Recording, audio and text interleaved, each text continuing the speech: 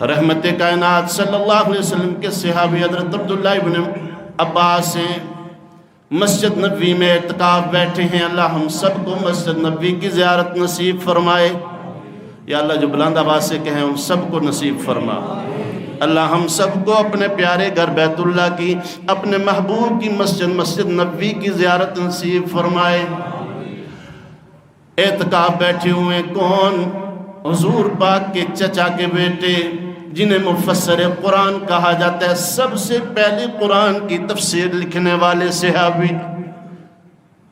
اتنے میں دیکھا دوپہر کا وقت ہے، ایک آدمی آیا، مسجد میں بیٹھا ہے، چہرے پہ اداسی چھائی ہوئی ہے، آنکھوں میں آنسو ہیں۔ عبداللہ ابن عباس نے دیکھا، پوچھنے لگے آپ کیوں پریشان ہیں؟ میں آپ کو پریشان دیکھ رہا ہوں، کیا وجہ ہے؟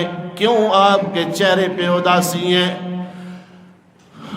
وہ آدمی کہنے لگا اے اللہ کے رسول کے چچا کے بیٹے، فلاں آدمی کا میں نے قرض دینا ہے، فلاں کا میں نے قرض دینا ہے، لیکن میرے پاس استطاعت نہیں ہے۔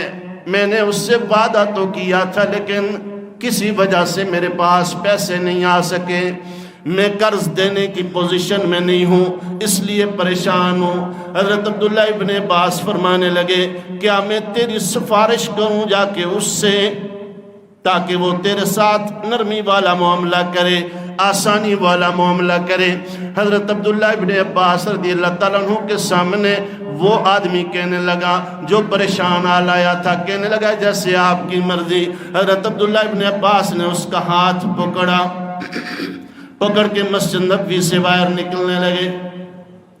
جس وقت باہر نکلنے لگے سفارش کے لیے، اور یہ جو سفارش ہے اللہ رب العزت نے قرآن پاک میں ارشاد فرمایا، 5واں پارہ سورہ نساء، فرمایا من یشفع شفاعتا حسنتا یکن لہ نصیب منہا۔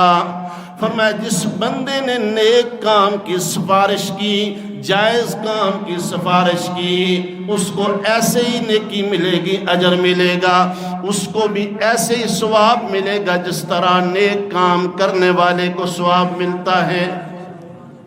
کوئی بھی کام جو نیک ہو اس کے لیے سفارش کرنے میں بھی اللہ نے اجر رکھا ہے۔ فرمایا من یشفع شفاعتا سیئتا یکن لہ کفل منہا۔ اللہ اکبر۔ یہ آیت کریمہ جب بندہ پڑھتا ہے رونگٹے کھڑے ہو جاتے ہیں، جسم کانپنا شروع ہو جاتا ہے۔ نیکی میں سفارش کرنے والے کو بھی ثواب ہے، لیکن جو برائی میں سفارش کرے وہ برا کام جب تک ہوتا رہے گا اس کو برائی کا گناہ بھی ملتا رہے گا۔ اللہ اکبر۔ نیکی میں تو سفارش سمجھ آتی ہے، مسجد بن رہی ہے کسی کی سفارش کر لو، کوئی بیمار ہے دوائی نہیں لے سکتا، دوائی لے کے دے نہیں سکتے، کسی صاحب مال کو سفارش کر دو، نوکری کے معاملے میں کسی کو سفارش کر دو، کسی بھی جائز کام کی سفارش کر دو۔ یہ تو سمجھ آتا ہے برائی میں کیسے سفارش ہے۔ برائی میں اس طرح آسانی سے سمجھاؤں، شادی ہو رہی ہے، اب سارے اکٹھے ہو گئے فیملی والے، شادی ہے جی ہمارے عزیز کی، ایک بیچ میں سے بولا بھائی مزہ کوئی نہیں آ رہا، ڈول والے بلاؤ، فلاں گروپ بلا لو تاکہ کچھ ڈم ڈم بھی ہو جائے۔ اب جس نے اس کی سفارش کی، یہ جو برائی ہوگی اس میں سارے سفارشیوں کو اس کا گناہ ملے گا۔ اس لیے حد المقدور کوشش کرنی چاہیے فیملی میں کبھی بھی کوئی بھی کام ہو نیکی میں سفارش کریں، برائی میں سفارش نہ کریں۔ نیکی کا کام ہے حوصلہ افزائی کریں، برائی کا کام ہے حوصلہ شکنی کریں۔ کیوں؟ جس وقت برائی ہوتی ہے، جو برائی کی ابتدا کرنے والے، سفارشیں کرنے والے، برا کام شروع کرنے والے، میرے اور آپ کے پیارے نبی صلی اللہ علیہ وسلم فرمایا جب تک وہ برا کام ہوتا رہے گا ان سب کو جو کرنے والے، جو سفارشی یا سفارشی نہیں لیکن اس کام میں ساتھ تعاون کرنے والے، اس کے اندر خوش ہونے والے، فرمایا ان کو بھی پورا گناہ ملے گا۔ حضرت عبداللہ ابن عباس فرماتے ہیں میں تیری سفارش کرتا ہوں کہ وہ قرآن کہہ رہے سفارش کرو. اس بندے نے کہا اے اللہ کے رسول کے بیٹے کیا آپ اپنا اعتکاف بھول گئے؟ فرمایا نہیں میں بھولا نہیں. فرمایا پھر کیوں جا رہے ہیں؟ فرمایا اس لیے کہ میں نے خود اپنے کانوں سے سنا اور پھر ساتھ حضور پاک کے مبارک روزے کی طرف اشارہ کر کے بتایا. اس روزے والے نے فرمایا تھا اللہ کی قسم جو بھی کسی میرے امتی میرے غلام کے کام کے لیے چلے پھرے گا اس کی حاجت پوری کرنے کے لیے تکلیف اٹھائے گا وہ جو مشقت اٹھائے گا اللہ پاک اس بندے کو 10 سال اعتکاف کرنے کا ثواب عطا فرمائے گا.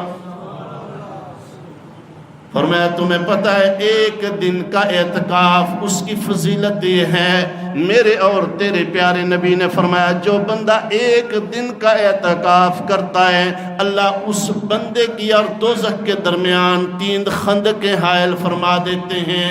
اور فرمایا وہ جو نبی نے خندقیں کہا ہیں فرمایا وہ اتنی بڑی ہیں کہ ایک خندق زمین و آسمان کی مسافت کے برابر ہے.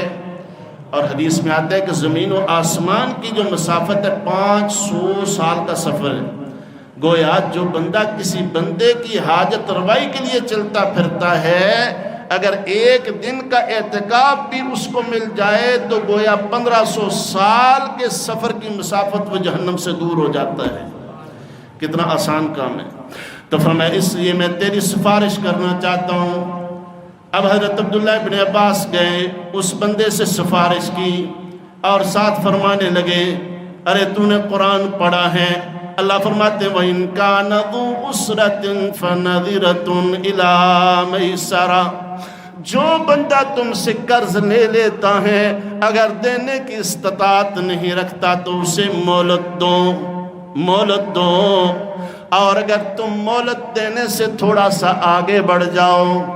آگے بڑھنے کا کیا مطلب ہے؟ فرمایا فَتَصَدَّقُوا اسے معاف کر دو. وَانْتَعْفُوا جب تم اسے معاف کر دو گے تو اللہ تمہیں صدقہ کرنے سے زیادہ ثواب عطا فرمائے گا.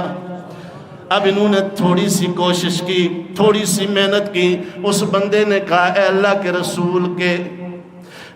رسول کے چچا کے بیٹے میں نے اپنا حق معاف کیا میں اس کو قرض معاف کر دیتا ہوں. اب جیسا کہ اس نے کہا نا قرض معاف کرتا ہوں.